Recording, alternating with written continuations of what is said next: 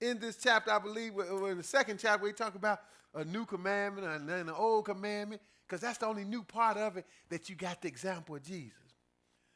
But the commandment of love go back to the beginning, and he's going to give you the example we just read in the beginning, verse 12. Not as Cain, who was of that wicked one. Oh, so we can determine who Cain was of by his actions. Not as Cain, don't do like Cain, who was of that wicked one. But now you say, well, I ain't going to kill nobody. But you ain't necessarily got to kill nobody. It's other things that constitute whether or not you operating in love too. Some people wouldn't dream of killing nobody or carrying it out, but they still doing other things because it's a whole lot of other commandments that pertain to your neighbor. See, he going to get into that here. Not as Cain, who was of that wicked one and did what? And slew his brother. Uh-huh. And wherefore slew he him? Because his own works were evil, and his brother's righteous. Go ahead. Marvel not, my brethren, if the world hate you. We know that we have passed from death unto life, because we love the brethren. Oh, he said, when you serving God, that's what's going to happen. The world going to hate you, so don't marvel about that, because the world is contrary to God. 14, he said, we know that we have passed from death unto life, because we love the brother. Again, talking about love, love, love. Talking about loving each other, though. See, we don't really know what true love is. Even some people that supposed to been listening to the Bible and be reading the Bible, they don't even know what true love is. Because we love the brethren, he said. Go ahead. He that loveth not his brother abideth in death. See, now, if you don't love your brother, he said you abided in death. And your actions going to back that up, going to prove it. Go ahead. Whosoever hateth his brother is a murderer. See, you don't have to literally murder him like Cain did Abel. All you got to do is operate in any form of hate. And you're a murderer. Any form of hate.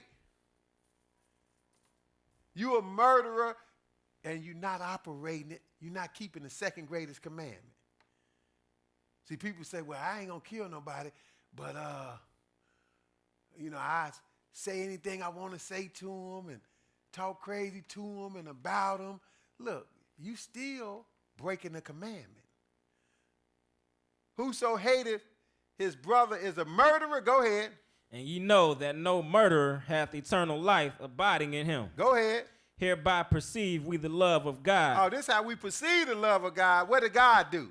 Because he laid down his life for us. See, God, who did that? God did that? That's right, because Jesus is God. He was God manifest in the flesh, and when he died and resurrected, he went back into the God family.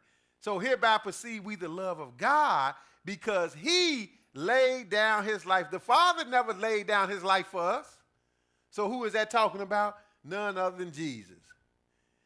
But now, I told you he was the prime example for us. That's what Jesus told you, the first scripture we read. He wasn't doing away with keeping the law and the commandments in the Old Testament by saying, I give you a new commandment of love. No, he said that you love one another as I have loved you. So you got to be willing to put other people before yourself like he did. You might not have to necessarily give your life up physically, but you still will have to make some sacrifices. Somewhere along the line, you're going to have to do that.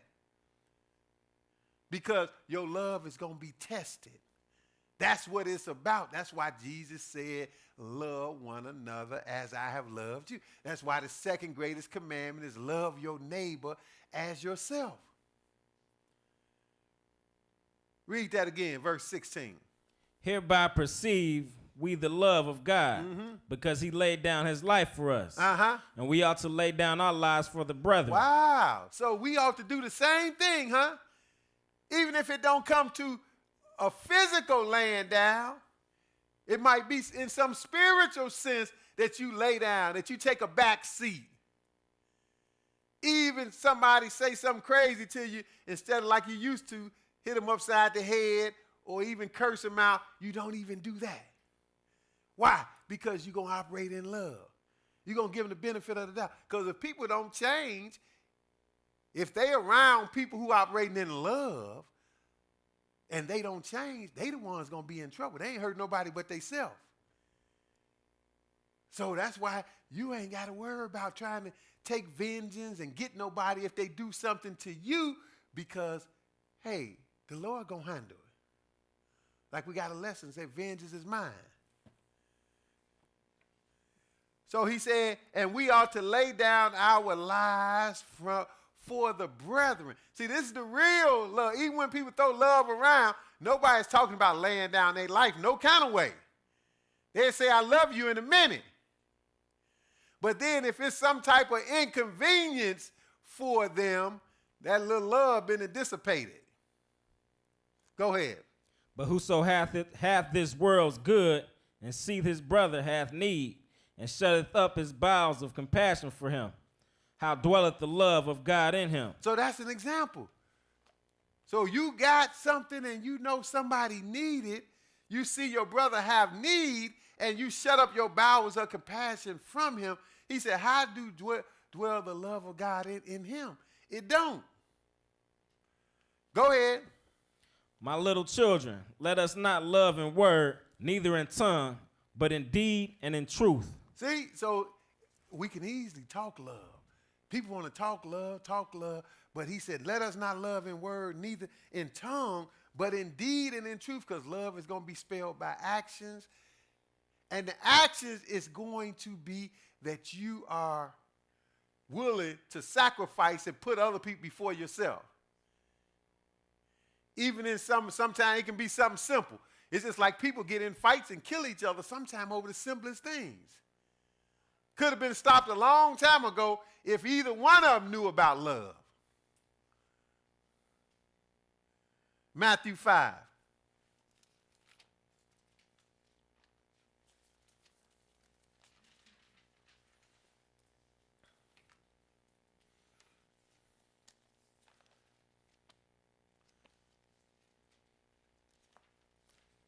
Matthew the 5th chapter. So we talking about the second greatest commandment. And what is it? It's all about loving each other. And it's mentioned over and over and over again because we have a problem with it.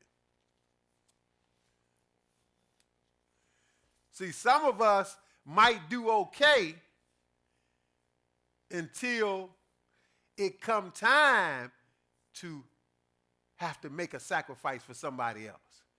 You might do okay. You might not just go do nothing crazy to nobody.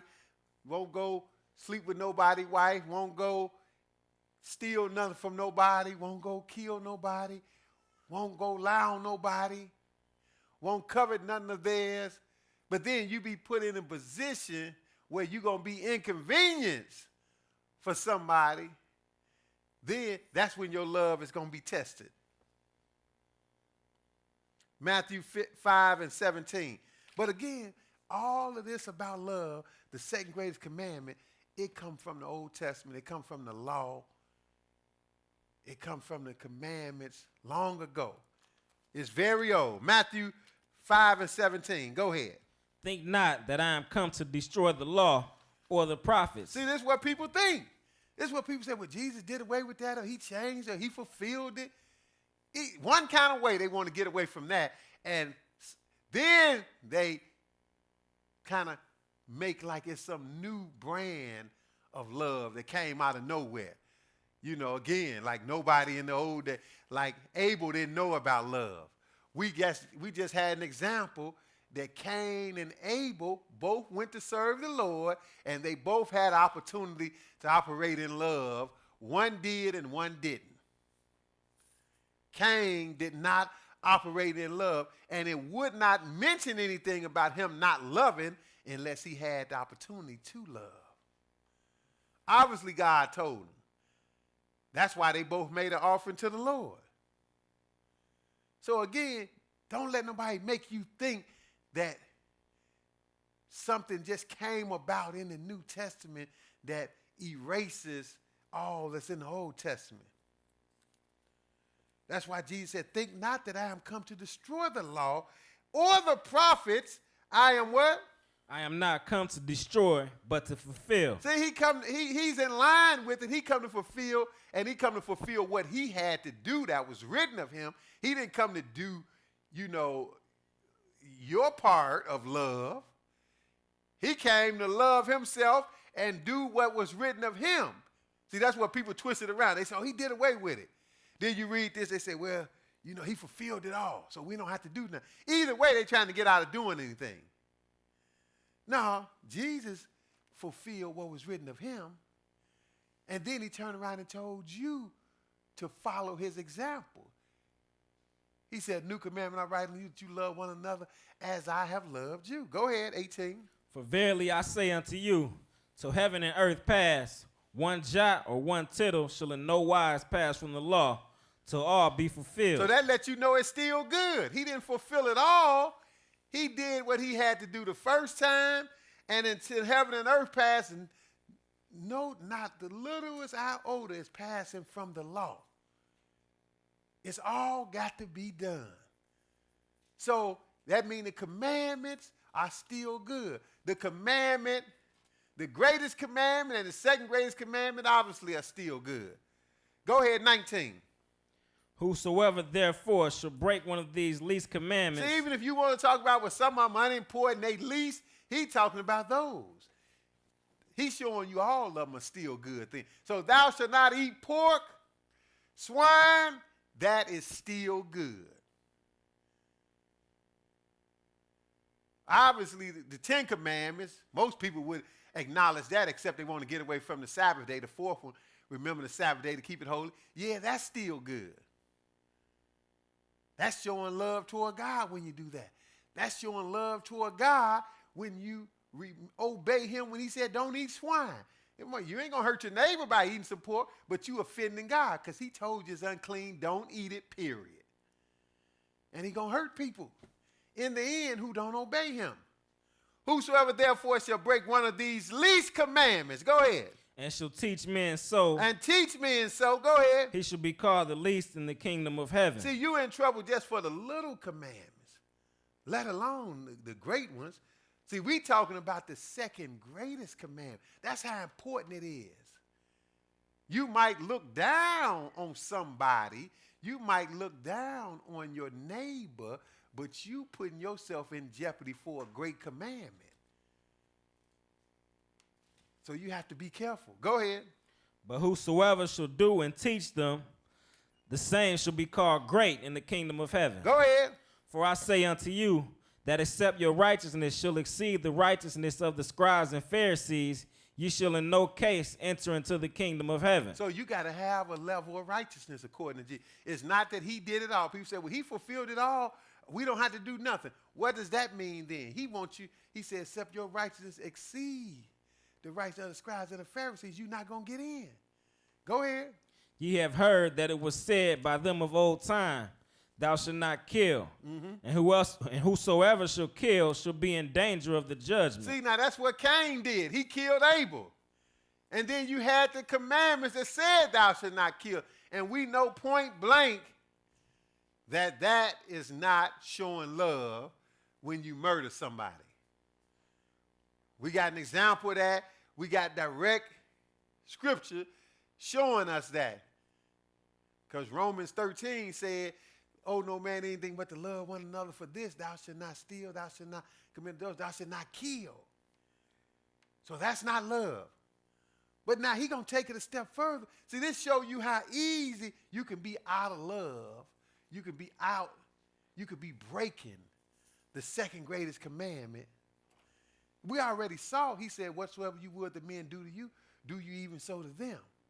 Loving your neighbor as yourself. So you heard that it was said by them of old time, thou shalt not kill, and whosoever shall kill shall be in danger of the judgment. That's the old time. Now let's see what Jesus said, because he's going to shine the light on it. Go ahead. But I say unto you that whosoever is angry with his brother without a cause shall be in danger of the judgment. See, I just told you, you don't have to kill nobody. You don't have to kill nobody to be out of line with the second greatest commandment. He said, I say unto you that whosoever is angry with his brother without a cause. You mean that's all you got to do? Jesus is telling you how serious this is. See, people want to talk love, but they don't have a clue about it. They want to make it like like love is just a feeling or emotion that you're going to carry around on your shoulder. No, love is going to be exhibited by your actions. And it's going to be closely exhibited every day with people you deal with. So you're not operating in the second greatest commandment if you have got angry with somebody and you shouldn't even be. That's serious business.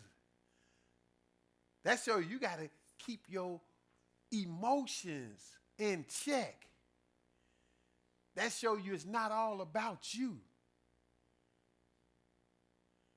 He said, but I say unto you that whosoever is angry with his brother without a cause. See, now, it's one thing if your brother then done something. See, the Lord show you how to handle that. You get angry, but you still handle it the right way. But even this show you to tread cautiously. Because I seen people, they call themselves mad at somebody. You say, well, what happened? What happened? What they do? You know, oh, so-and-so, so-and-so. Then when they get through talking, it's like, that's what you're talking about? But obviously that can happen because Jesus is telling us that right here, right? So easy, you'll be out of line. But I say unto you that whosoever is angry with his brother without a cause shall be in danger of the judgment. See, you haven't killed nobody. You just done got mad over something that you shouldn't be mad about. That's why a lot of times people don't want to say nothing. That's why I understand. See, personally, the way I was before I was in the Word, I probably wouldn't say nothing to people till I got ready to bust them upside the head if they did something to me too. But I know what the words say. The words say, if somebody offend you, you take it to them. Therefore, you give them a chance to be corrected, and then you won't be sitting around being angry because maybe you don't even understand what happened. Maybe you don't know what happened. Maybe it's a misunderstanding, so you give a chance to clear the air. The Lord said, if your brother offend you, do something to you, you take it to him. But see, I find a lot of times people don't want to take nothing to nobody because they know it ain't nothing to take to nobody. It ain't nothing to take to nobody. Say, well, did you say something to so-and-so? Nah, I ain't saying it ain't going to do no good. Regardless, you do what the Lord say do. It's going to do some good because you keep yourself out of trouble. That's the good it's going to do. Because even if somebody did something wrong to somebody, the Lord talked to both of them.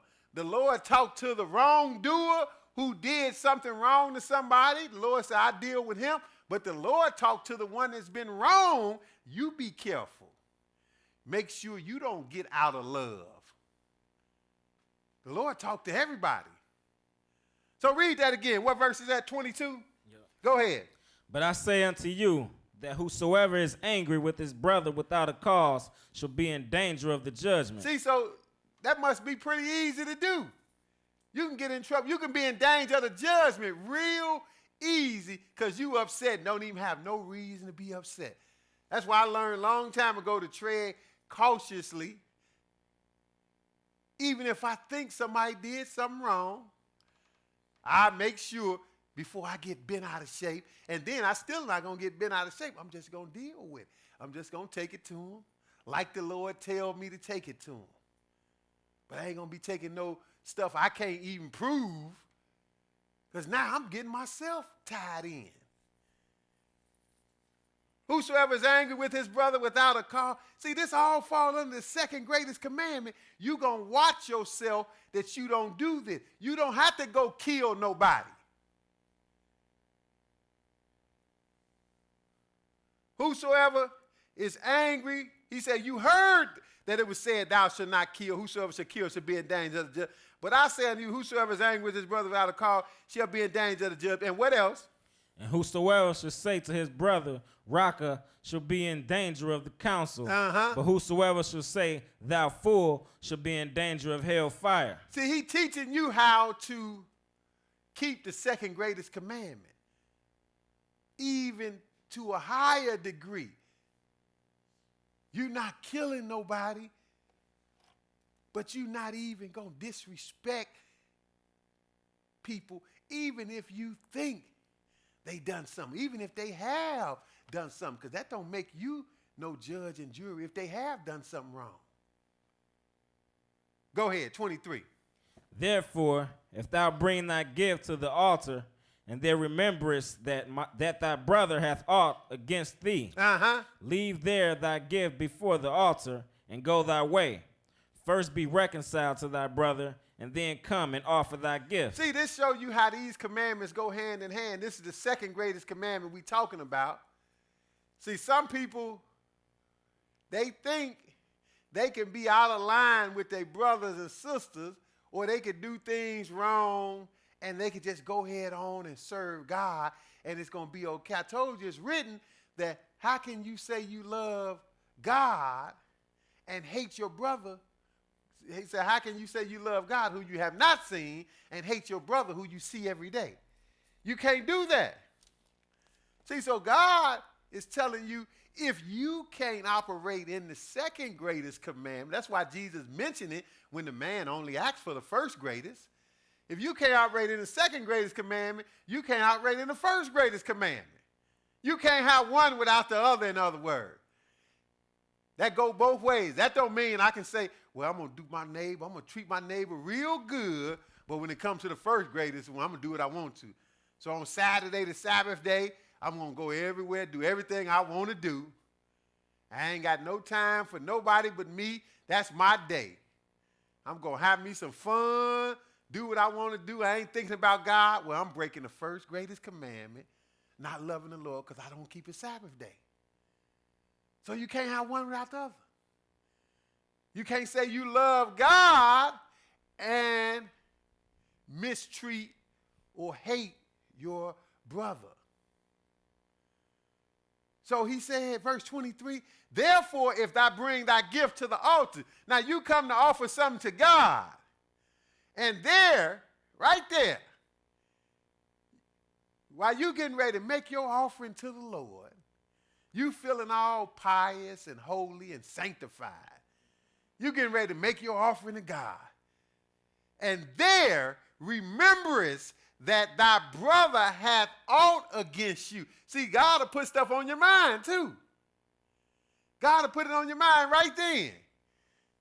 Because God see what you're doing. You're going to act like you're going to love God, but you're going to ignore your brother. Because a lot of times, even if you bring something to people, like I said, you need to have something to bring to people in the first place. Sometimes people done brought me stuff about other people. It don't even add up. And I'll tell them that in a minute. But if something is wrong and somebody bring it to you, you need to take heed to it. And it can be over right then. But, people fall out. You say, well, you shouldn't have did such and such. That was wrong. People get bent out of shape, then they don't talk. They don't talk for a long time because somebody did something wrong, but the person that did wrong don't want to admit it, don't want to humble themselves, because people have a problem with being humble nowadays. They don't want to humble themselves. But again, you go to make an offering to God. God will show it to you. God will put it on your mind right then. You know you was wrong with so-and-so. And most people nowadays, they so full of pride, they keep on ignoring it. Oh, well, they was wrong too. They said so-and-so, so-and-so. Yeah, but you started the whole chain of events. That's okay. They still shouldn't have said it. Go ahead right on, make their offering to the Lord. The Lord not accepting it. You wasting your time. The Lord not accepting it. That's what he said here. Read 23 again. Therefore, if thou bring thy gift to the altar, and there remembers that thy brother hath aught against thee. Now you remember right then and there. Say, yeah, I was kind of wrong. I shouldn't have did that. Go ahead. Leave there thy gift before the altar. He said, leave it right there. Don't make another move. Go fix the problem. Go ahead. And go thy way. First be reconciled to thy brother, and then come and offer thy gift. See, then you can serve God properly. Because now you operating in both commandments. That's why he's stressing this second greatest commandment equally as important as the first greatest commandment. That's why he said on these two hang all the law and the prophets. But it's all spelled out in the Old Testament. Just like a lot of people think where the Lord went deep, he got deep on us and said, love your neighbor. And not just your neighbor, even you love your enemies and do good to those that hate you. He told you to do that. But they think that's something Jesus just made up and started. Oh, see, that's the real love. And that is some real love. Because that's when it really get hot in the kitchen, don't it? Lord's talking about loving your enemies. Do good to somebody that hates you and then trying to mess over you. Oh, it really get hot in the kitchen then. But again, that's not nothing new. I can go back in the Old Testament. The Lord specifically told Israel to love their enemies. You know, they had wars with certain people. Of course, the Lord told them to fight them and kill them when it was time. It's a time for everything, the Bible said. But on the other hand, especially when they were supposed to all be righteous and holy, the Lord told them if they had alt and problems with each other and the opportunity came, you still love somebody who might dislike you, you still love them. But now, you finish that? 2 Corinthians 12. 2 Corinthians 12. 2 Corinthians 12.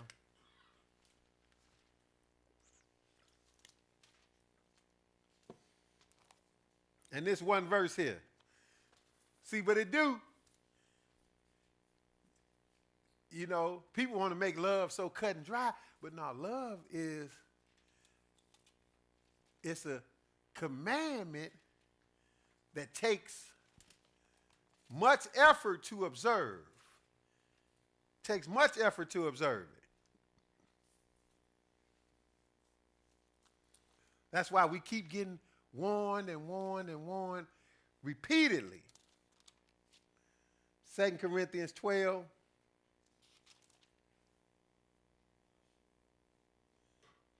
But we see first and foremost that the second greatest commandment, it go all the way back to the old days. It's not some new commandment that we just dropped out the sky or Jesus brought. Look, the Lord been told his people from day one to operate in love. Love is not nothing new. 2 Corinthians 12 and 15. 2 Corinthians 12. We're going to read one verse. And this is a short lesson, but it's long by most people's standards. 12 and 15, one verse. Go ahead. And I will very gladly spend and be spent for you. Though the more abundantly I love you, the less I be loved. Okay, so now Paul is talking to the Corinthians. He's been preaching to them and dealing with them. Again, love is going to be exhibited by your everyday actions with your brothers and sisters. People think, you know, you can just say some words or you can just kind of treat people nice verbally sometime. No, it's going to be proven, especially situations going to come up and going to show if you're going to really operate in love. Time somebody have a disagreement, that's when we're going to see where the love is. Because everybody want to pretty much go for their own when it come down to that. And that's not what the Lord telling you here. Even Paul, he had to deal with situations with these people, but then you still require, like I said earlier, it don't matter even if somebody do something wrong to this brother. Somebody do something wrong to him. I'm talking about genuinely do something wrong. That don't absolve him. That don't mean, okay, all bets are off. They was wrong. Pow! That don't absolve him from still obeying God and operating in love. And his actions could possibly fix the whole situation. So Paul was feeling not so loved, but he still knew what he had to do. He said, 2 Corinthians 12 and 15, he said, and I will very gladly spend and be spent for you, though the more abundantly I love you, the less I be loved. So that happens a lot. You know, Paul felt it, and we could feel like that, but still that don't absolve you from operating in love. But that go across the board. Go to Psalm 109. Even Jesus, this was kind of him, prophecy about him. He gave us this same understanding.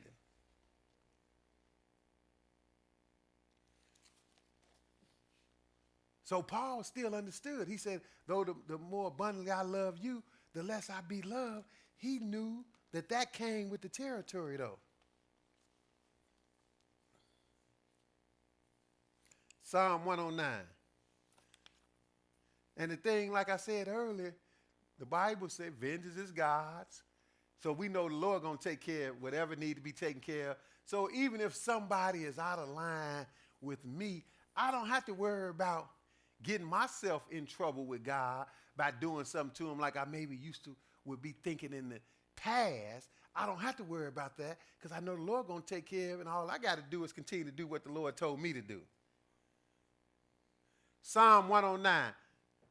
See, Paul said that. Now this is back here in Psalm 109 and verse 1. Go ahead. Hold not thy peace, O God of my praise. Mm-hmm. For the mouth of the wicked and the mouth of the deceitful are opened against me. Mm-hmm. They have spoken against me with the lying tongue. Okay, now look. See, this is something that if you don't know God, this will push you over the edge. If somebody just straight up lying on you, doing stuff to you. That's why people kill each other, you know. People that get killed in the streets, you know, a lot of times somebody probably done something wrong. But when you're going to operate according to what the Bible give you as love, you're going to let the Lord handle that. So he put it in the Lord's hands. Hold not thy peace, O God of my praise, for the mouth of the wicked and the mouth of the deceitful are open against me. See, even all the brothers we got out here killing each other, even if somebody said something to them wrong or did something wrong, if they was trusting the Lord, which of course they don't, then they still wouldn't go out and shoot nobody because you'll let the Lord deal with it.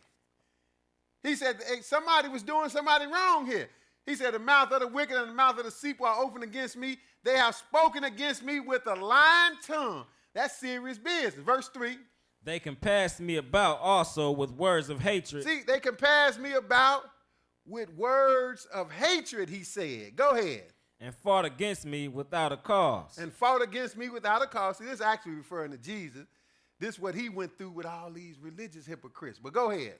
For my love, they are my adversaries, but I give myself unto prayer. Oh, but he didn't give it. He didn't go after nobody, did he? That's the way we would do.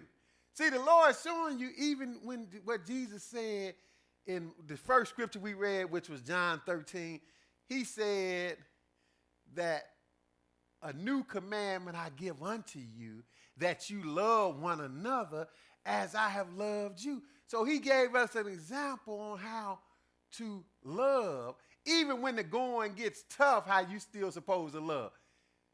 Because here's somebody that got all the power in the world. See, we couldn't have the type of power that the Lord had.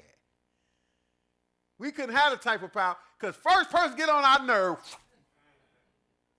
they'd be gone. We don't even hardly have no power. We need a gun or something to try to get them anyway. Lord didn't need no gun. Lord didn't need nothing. Lord could have took them all out. Very easy. I'm not lying. Even when he got ready to die, Peter pulled up a sword. That's all they had back then. He pulled a sword up and cut the man's ear off. Jesus said, man, if I want to fight, I know how to fight. I can call for some angels and we tear this up. We're in this, but I got to do what the scripture said. So, but he was showing us how to operate in love. So even in this case,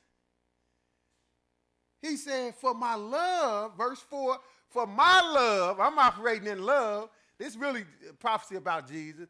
They are my adversaries. See, and that'll happen to us. But what's our response going to be?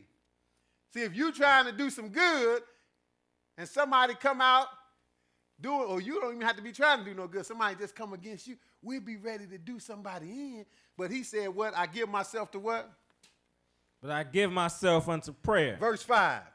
And they have rewarded me evil for good and hatred for my love. See, they rewarded me evil for good and hatred for my love. So the point is, love go deep, don't it? The second greatest commandment is loving your neighbor as yourself. It'll go deep even when somebody not doing what they supposed to do. You still going to remember what you supposed to be about. And you can do that because in the end, hey, the Lord got everybody's number. So I ain't got to worry about what somebody might do to me or what. I ain't got to worry about that because I know the Lord going to handle it. Matter of fact, even when somebody do something to me, that's when I really got to watch myself. Because that's Satan trying to get me in trouble. See, Lord, I'm going to provoke him. He going to hit him in a minute. Try to take me back to some old ways. But no, that won't be operating in love. We're going to look at a real example. That was Jesus, but look at 1 Samuel 25. 1 Samuel 25. And see, it really shows. See, again, that's why the Lord had to temper us with power, because most of us not ready for any power because we wouldn't know how to handle it. We would take it and use it for selfish means for our own benefit instead of showing love to each other. See, this when it really shows whether you operating in love when it get hot in the kitchen, when the heat is on.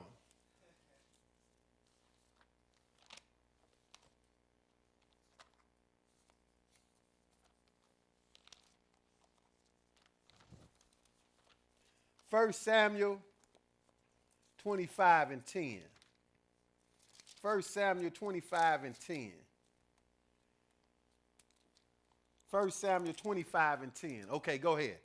And Nabal answered David's servants and said, Who is David? And who is the son of Jesse? There be many servants nowadays that break away every man from his master. See, we read a lot of scripture, but we just jumped in here just to save a little time. But it's the story. We just breaking in the story, but it's going to make sense. This guy, Nabal, was a rich guy, first of all. He was rich, had all kind of money, and everybody should have heard of King David. He was a servant of God. He became the king over the whole nation of Israel, but at this time, he was on the run, kind of living on the lam. At this time, because Saul was after him, and so he was scuffling at this time, as we would say. So, but he did this guy Nabal he gave him a great benefit. He helped him out in this kind of this business atmosphere. So what David did, just to tell you, bring you up to speed, after he helped the guy out, he sent, and he hurting, he needs some help. He sent some guys to Nabal, say, basically like we would say, hey, throw your boy some stuff, man. I looked out for you. That's basically what he's saying. Your people was out there. I took care of your people. Throw me some crumbs to help me out. So when he get to Nabal ain't got good sense. Nabal answered David's servant, said, who is David? That's fighting words right there. He said, what? He said, who is David and who is the son of Jesse? There be many servants nowadays that break away from every man from his master. He kind of smiting at David because David had broke away from Saul, but that's because Saul was trying to kill him. Verse 11. Shall I then take my bread and my water and my flesh that I have killed for my shearers and give it into men whom I know not whence they be? So now he said, shall I take my stuff and give it to these people? I don't know who they are. But see, they told him what had happened. They had looked out for his people. They basically say this guy money. But now, keep going, go a little further. So David's young men turned their way and went again and came and told him all those sayings. See, David sent some young men and talked to him, say, help us out a little bit. We took care of your people. Help us out a little bit. And he responded that way. So they left and went back and told David, verse 13. Now, David, mind you, is a straight-up warrior. He ain't got no problem killing people, but he knew to serve God first. He knew to operate in the second greatest commandment and operate in love. But even the best of us, your emotion can get to you, right? So initially, when he got them words back, what did David say? 13. And David said unto his men, gird ye on every man his sword. See, David ain't got no problem killing nobody. He ain't got no problem. He the one, when everybody was scared, he was real young. He killed Goliath, a giant. Killed Goliath. They was trembling over there. David said, let me go get him. And went over there and got him. So he ain't got no problem. He's a warrior, and he know this guy. He took care of this guy, and this guy going to speak to him that way. So he said, gird ye on every man his sword. Go ahead. And they girded on every man his sword. They wasn't playing. Go ahead. And David also girded on his sword. Uh-huh. And there went up after David about 400 men, and 200 abode by the stuff. See, he got a lot of people with him. 400 going to this cat house. You talking about getting ran on. Man, they on their way. But now, skip down to save a little time, because somebody, let's just read through. Y'all ain't got nothing else to do, right? Go ahead, 14. But one of the young men told Abigail, Nabal's wife, saying, behold, David sent messengers out of the wilderness to salute our master, and he railed on them. See, this guy was smart. He knew what type of cats David and them was, and he knew that his master, Nabal, didn't have no sense. He saw what happened, so he knew. He was like, look, let me talk to you. So he talking to Nabal's wife, Abigail. Go ahead. But the men were very good unto us. See, he explained it while David and them. He said, look, they was good to us while we was out there. Go ahead. And we were not hurt, neither missed we anything as long as we were conversing with them when we were in the field. See, they would have been knocked off, just like back in the old days when Moses helped them women. They would have got taken advantage of out there if it wasn't for David and his men. It's like they had their own little army, and they was cool with them. So that's why David expected the guy just common sense and said, yeah, I got a lot of stuff. I'm going to help you out. You took care of my people out there. That's just common courtesy. Go ahead. They were a wall unto us, both by night and day. All the while we were with them keeping the sheep. They saved him money. Go ahead. Now therefore know and consider that thou wilt do. See, now he don't know that David is on his way to kill everybody with 400 men. He don't know that for sure, but he got a good idea. He know what type of cats David and them was. And he heard how Nabal responded, so he got common sense. He said, look, this don't look good. Go ahead. For evil is determined against our master and against all his household, for he is such a son of Belial that a man cannot speak to him. See, that's how Nabal was. That's why he talking crazy. Some people just going to talk crazy. Go ahead. Then Abigail made haste and took 200 loaves. Okay, so she going to go meet David. We going to skip down to when she got there, verse 21. So she listened to the young guy, tell her what happened, what was going on. So she went and she said, get the horse ready. I'm going to take him some stuff. I'm going to take care of this situation. Go ahead, 21. Now David has said, surely in vain have I kept all that this fellow hath in the wilderness, so that nothing was missed of all that pertained unto him. And he hath requited me evil for good. See, and that's the bottom line, just like we've been seeing. You supposed to be doing good. See, most of us would be okay. Most of us wouldn't just go out and operate evil with somebody just on GP. So we'd be okay operating in love. But see, your love going to be tested. What happened when somebody do you in or do you wrong? You still required to do the right thing. That's when your love is going to be proven then. See, and that's where David had a little problem right here. Because he said, this dude, he hath requited me evil for good. Just like Paul said, the more I love, the less I be loved. Just like it said in Psalm 109, for my love, they have gave me hatred and evil. So go ahead, 22. So and more also do God unto the enemies of David. If I leave of all that pertain to him by the morning light, any that pisseth against the wall. See, you see what David said? He said, David was hot, boy. He was hot. He said, this guy, I did all this, and he didn't want to give me some crumbs. He said he did evil for good. So and more also do God unto the enemies of David, if I leave of all that pertain to him by the morning light, any that piss against the wall. That means all the men was dead in his house. He getting ready to kill every man, because that's who pissed against the wall. And they was going to see about the women. But all the men was automatically dead, including Nabal. He was on his way to do this. But that wouldn't have been good for David to do it. David's still supposed to be a servant of God. But he got the power. See, if you got the power, that's when your love really going to be there. You got the power to do something to somebody when you really shouldn't. Go ahead. And when Abigail saw David, she hasted and lighted off the ass and fell before David on her face and bowed herself to the ground and fell at his feet and said, upon me, my Lord, upon me let this iniquity be, and let thine handmaid, I pray thee, speak in thine audience and hear the words of thine handmaid. Okay, so this woman, his wife, the crazy man wife, had some wisdom. She met David on the way. He coming to kill everybody. She probably would have been dead.